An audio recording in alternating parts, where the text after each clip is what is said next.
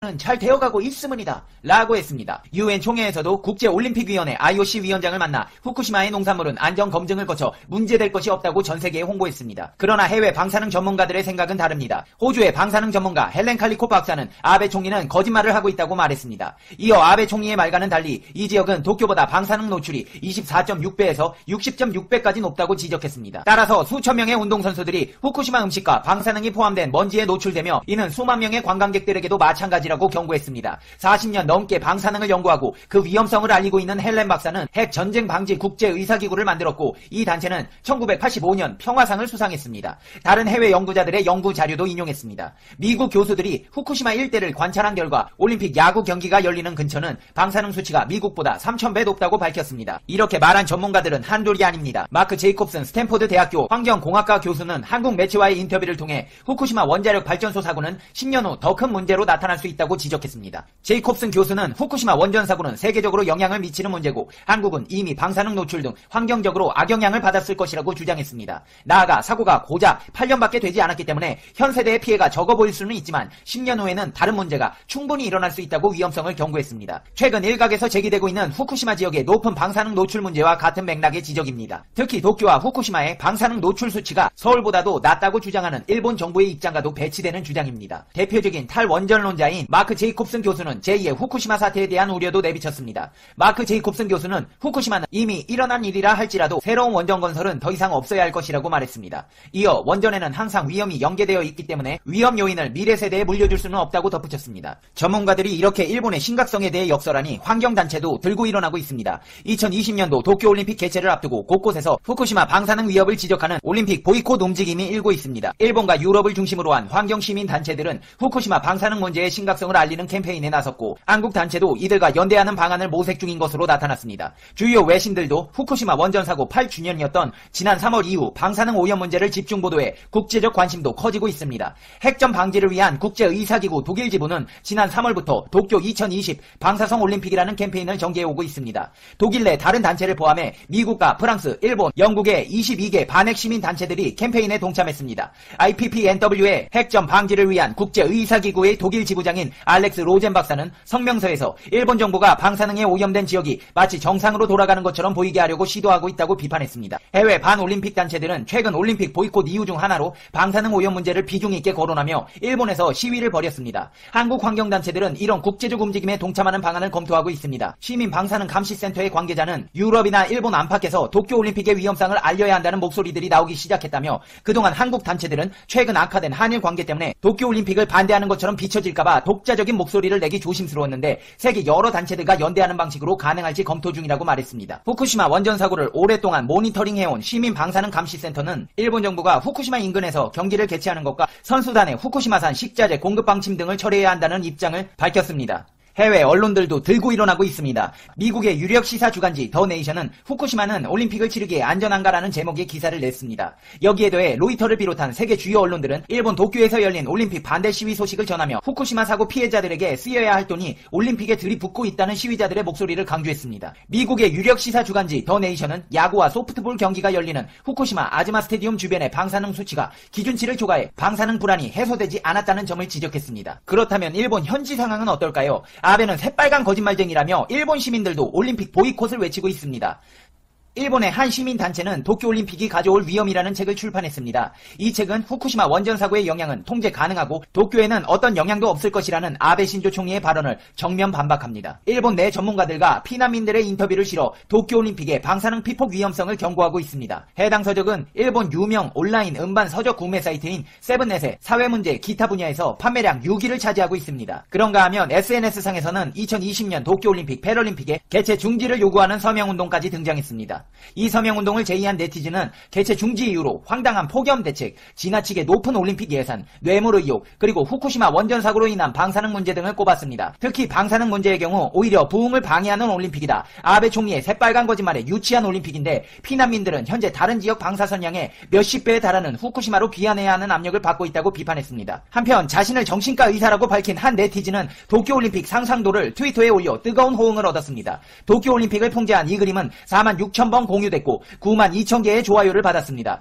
도쿄올림픽의 각종 문제점을 압축시킨 내용에 얼마나 많은 일본인들이 공감하고 있는지 알 수 있습니다. 일본 네티즌들은 정확한 표현력에 감탄했다. 설마 21세기 일본이 여기까지 추락할 것이라고는 생각하지 않았다. 상상이나 소설이 아니라 현실적인 미래의 광경이라는 등의 동의가 이어졌습니다. 이렇듯 일본은 전 세계로부터의 보이콧에 직면해 있습니다. 이제 페페TV의 결론 듣겠습니다. Conclusion. 페페TV. 아베 신조씨, 다 뽀록 났어요. 이제 포기해요. 세계인들이 다 알아버렸는데 손바닥으로 하늘을 어떻게 가립니까? 그냥 올림픽 취소하고 후쿠시마에서 정치인들 모아다가 운동회 같은 거나 하세요. 콩주머니 던지기 뭐 그런 거 있잖아요. 우승하면 후쿠시마 배추 10포기 주고 그렇게 소소한 행복을 찾아가세요.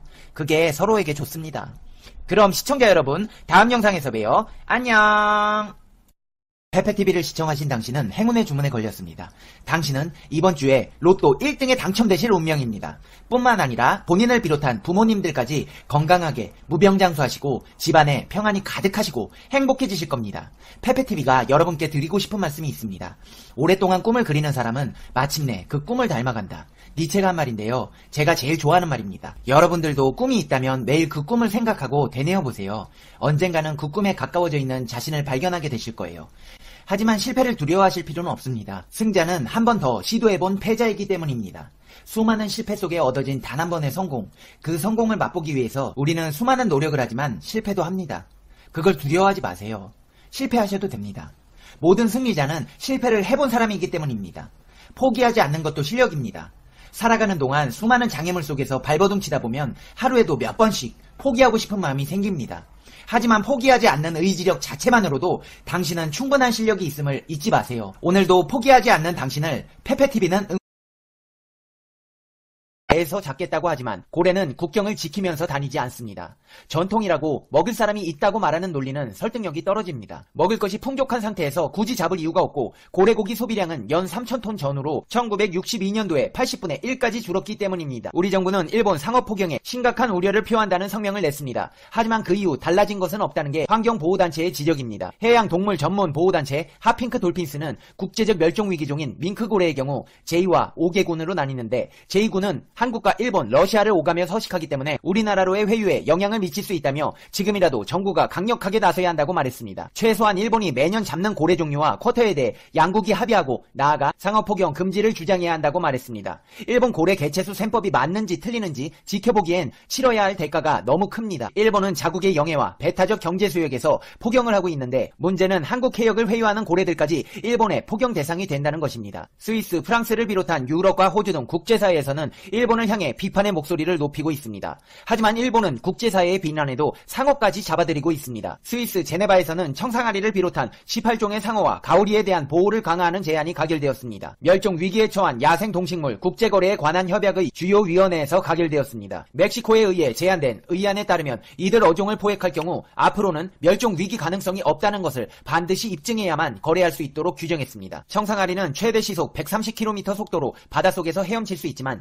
참치잡이용 저인용 어망에 자주 잡힌다고 합니다. 태평양과 대서양, 인도양과 열대와 온대 해역에 광범위하게 분포하는 것으로 알려졌지만 이제 지중해에서는 거의 사라졌고 다른 바다에서도 급격한 감소 추세입니다. 퓨 자선기금에 따르면 청상아리 등은 현재 가장 멸종위기에 처해 있는 상어로서 매년 6,300만에서 2억 7,300만 마리의 상어가 순전히 상업 목적으로 포획되고 홍콩으로 보내져 삭스핀용으로 거래되고 있습니다. 샤크 트러스트 측은 영국 BBC와의 인터뷰에서 청상아리는 고기와 지느러미 때문에 아주 가치가 높다며 특히 심해에서 지난 수십 년간 제한받지 않은 과도한 어획으로 개체수가 상당히 감소했다고 지적했습니다. 물론 샥스핀의 재료가 되는 종은 청상아리뿐만 아니라 모두 16개 어종의 바다물고기 지느러미가 샥스핀탕의 원료로 쓰이는 것으로 알려져 있으며 이 가운데서는 말린 지느러미가 1kg당 1,000달러 이상 나가는 것도 있습니다. 샥스핀 재료로 쓰이는 청상아리와 가오리 등 모두 18개 어종을 국제적으로 보호하자는 의안 투표에서 102개 국가가 찬성해 통과됐습니다. 특히 지난 6월 국제폭염위원회까지 탈퇴해가면서 지난달부터 31년 만에 상어폭염을 제기한 일본은 엄청난 규모의 어선선단을 갖춘 어업국가답게 상어잡이에 있어서도 찬성 견해를 밝혔습니다. 일본 타이지 마을 돌고래 학살 다큐멘터리 영화에서도 실제로 출연해 고래 사냥을 옹호했었던 일본 수산청 직원 모로누키 히데키는 이번 회의에서도 일본의 대변인 자격으로 참석해 기자들에게 이같이 밝혔습니다. 일본의 상업용 고래잡이와 관련해 포경은 일본 영해와 배타적 경제 수역 내에서 이뤄질 것이라며 일본의 입장을 옹호했던 일본 수산청 모로누키 히데키가 이번 협약에서도 입장을 밝혔습니다. 히데키 씨가 주장한 내용을 옮기면 다음과 같습니다. 과학적인 정보가 이들 상어종들이 위기에 처했다는 사실을 뒷받침하고 있지 않음이다. 따라서 일본은 상어잡이 규제 및 상어 보호에 반대했음이다. 일본은 섬나라임이다. 바다에 둘러싸여 있음이다. 그래서 일본은 해양생물 자원에 대한 의존도가 대단히 높음이다. 고대에서부터 그래왔음이다. 그러므로 말씀드린 것처럼 우리 일본에게는 그러한 어족 자원들을 지속 가능하게 활용하는 게 매우 중요한 문제임이다. 청상아리의 경우 특정한 한 지역에서만 개체수가 멸종 위기에 처해 있다는 것은 분명한 상황임이다. 북대서양에서만 그렇음이다. 이럴 경우 지역적 접근을 할 필요가 있다고 보고 있음이다. 현재 협약이 취하려고 하는 전 지구적 접근은 잘못됐음이다. 이렇게 일본은 인정사정 볼 것 없는 포경으로 국제적인 비난에 올라서 있습니다. 비단 포경 문제뿐만 아니라 방사능부터 국제무역까지 아베가 문제를 일으키지 않는 곳은 찾아볼 수가 없을 정도입니다. 이 와중에 또 장관시켜서 한국에 입바른 소리하고 있습니다. 일본의 장관이 한국은 일본의 문화를 전해준 은인의 나라라며 친하게 지내자고 했습니다. 그동안 일본 정계에서 강경파 눈치를 보던 온건파들이 목소리를 내기 시작한 것으로 보입니다. 하지만 일본의 손실을 보존하기 위한 계산된 제스처일 뿐 한국에 대한 수출 규제를 철회하는 등 실질적 변화는 없습니다. 니카이 도시히로 일본 자민당 간사장이 위성방송인 BSTV 도쿄의 프로그램 녹화에서 한일 관계와 관련해 원만한 외교를 진행할 수 있도록 한국도 노력할 필요가 있다면서도 우선 일본이 손을 내밀어 양보할 일이라고 말했습니다. 일본에서 반한 감정이 고조된 상황에서 집권 정당인 자민당의 핵심 정치인이 한국에 대해 양보를 강조한 건 이례적입니다. 자민당 당직에서 간사장은 총재에 이어 두 번째로 높은 자리입니다. 하지만 나카이 간사장은 우리 일본은 더 어른이 돼서 한국의 주장을 잘 듣고 대응해 나가는 도량이 없으면 안 된다고도 말해 한국을 낮게 보는 속내를 드러냈습니다. 앞서 일본 우익들이 한국에 대해 시끄럽게 구는 버릇없는 아이라면서 한국을 아이, 일본을 어른으로 묘사했던 것과 같은 맥락입니다. 뭐라고요? 한국이 아이고 일본이 어른이라고요? 살다 별소리를 다 듣네. 게다가 니카이 간사장은 일본 정계에서도 대표적 지한파로 알려졌지만 지난달 한국 국회 방일단의 만남을 거부하는 등 아베 신조 총리의 강경 기조에 발을 맞췄습니다. 80세인 그가 고령에도 불구하고 자민당 인사에서 유임된 것은 아베 총리와 매우 가깝기 때문입니다. 자민당 정권을 바꿔 아베 총리의 3연임에 앞장섰던 그는 최근 아베 총리 4연임의 물밑 작업을 하고 있습니다. 그는 인터뷰에서 포스트 아베는 아베라고 주장하는 등 최근 아베 4연임의 분위기를 만들고 있습니다. 그런 그가 한일 관계 개선이나 일본의 양보를 언급한 것은 한국 내 일본 제품 및 여행 불매운동으로 일본 경제의 타격이 크기 때문입니다. 도쿄에서 열린 한일 축제 한마당에서도 여느 해와 달리 정부 고위 관계자들이 대거 참석해 한일 양국의 민간 교류가 계속되어야 한다고 입을 모았습니다. 특히 아카바 가즈요시 국토교통상은 한국은 일본의 문화를 전해준 은인의 나라라고까지 말을 했습니다. 아카바 국토교통상은 개회식에서 서툴지만 한국어로 자기소개를 한 뒤 최근 양국 정부 간에 여러 가지 문제가 생겨 8월에는 방일 한국의 여행객 수가 전년과 비교해 48% 감소하는 등 양국의 인적 교류가 축소돼 매우 가슴 아프다면서 정부 사이에 뭔가 문제가 생기더라도 일반인 민간 교류가 활발하다면 양국의 우호 관계는 조금 더 흔들리지 않을 것이라고 확신한다고 말했습니다. 이어 일본은 한국인 여러분의 방문을 진심으로 환영한다고 강조했습니다. 내가 이럴 줄 알았다. 에휴. 여러분, 이게 목적입니다. 일본은 이런 나라예요. 한국인들 안 와서 경제 파탄 나니까 이제 또 친하게 지내자는 겁니다. 혹시 오란다고 가는 호객님들 안 계시겠죠? 이제 페페TV의 결론 듣겠습니다. Conclusion. 페페TV. 아베씨, 내가 장관들 시켜서 헛소리하지 말라 그랬죠? 진짜 열받게 할래요? 고래잡이도 간도요. 그거 다 잡지 말라는데 왜 니들만 그렇게 설쳐? 방사능 유출로 해양 동식물들 다 오염시키면서 무슨 낯으로 고래를 잡겠대. 아베씨가 남자답게 오염수 원샷 드링킹 하고 그때 가서 다시 한번 논의해봅시다. 불쌍한 고래가 뭔지야. 방사능에 포경에. 여러분, 아베 때문에 기분 상하셨나요? 기분 나빠하지 마세요. 페페TV에서 행운의 주문 걸어드리겠습니다. 페페TV를 시청하신 당신은 행운의 주문에 걸렸습니다. 당신은 이번 주에 로또 1등에 당첨되실 운명입니다. 뿐만 아니라 본인을 비롯한 부모님들까지 건강하게 무병장수하시고 집안에 평안이 가득하시고 행복해지실 겁니다. 페페TV가 여러분에게 드리고 싶은 말씀이 있습니다. 오랫동안 꿈을 그리는 사람은 마침내 그 꿈을 닮아간다. 니체가 한 말입니다. 제가 제일 좋아하는 말인데요. 여러분도 꿈이 있다면 매일 그 꿈을 생각하고 되뇌어 보세요. 언젠가는 그 꿈에 가까워져 있는 자신을 발견하게 되실 거예요. 하지만 실패를 두려워하실 필요는 없습니다. 승자는 한 번 더 시도해본 실패자이기 때문입니다. 수많은 실패 끝에 얻어진 한 번의 성공, 그 성공을 맛보기 위해서 우리는 수많은 노력을 하기도 하지만 실패도 합니다. 그걸 두려워하지 마세요. 실패하셔도 됩니다. 모든 승리자는 실패를 해본 사람이기 때문입니다. 포기하지 않는 것도 실력입니다. 살아가는 동안 수많은 장애물 속에서 발버둥 치다 보면 하루에도 몇 번씩 포기하고 싶은 마음이 생깁니다. 하지만 포기하지 않는 의지력 자체만으로도 당신은 충분히 실력이 있음을 잊지 마세요. 오늘도 포기하지 않는 당신을 페페TV는 응원합니다. 오늘도 좋은 하루 되시고 행운이 가득한 날이 되실 거예요. 여러분 화이팅! 페페TV도 화이팅! 아베는